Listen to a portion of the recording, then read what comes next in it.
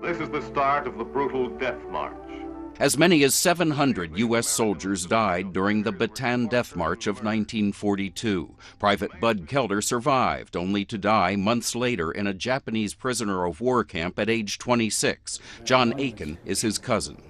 After the war, your family was told that Bud's remains were impossible to identify. The term that they used in all the official communications was non-recoverable. I do my best. Kelder was buried as an unknown, but based on military dental records, Aiken believes his cousin is buried in this grave in the U.S. cemetery in the Philippines.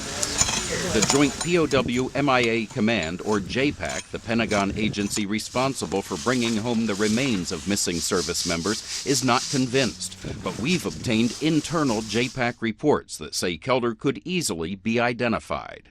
What has it been like trying to convince JPAC that your cousin is buried in that grave?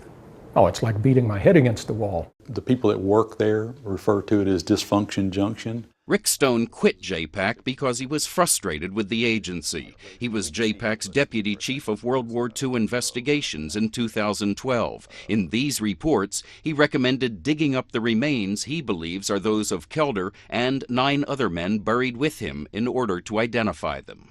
This is 10 individuals, known by name, known, that are missing, came out of one common grave. That's an easy case. That's a slam dunk.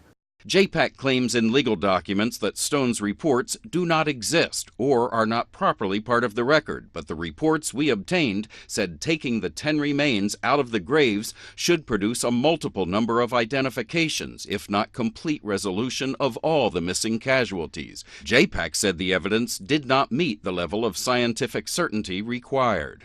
They try to slow roll the families in hopes that they will either die or become discouraged or not pursue the case any further. Slow rolling, that's an expression that's commonly used within JPAC? Yes. Stone believes it's a tactic used by JPAC on cases they think are difficult to resolve.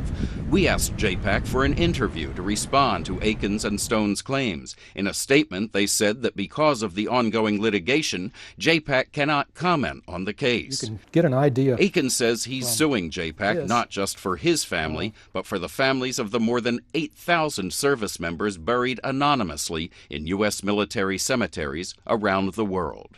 Chip Reid, CBS News, Helotes, Texas.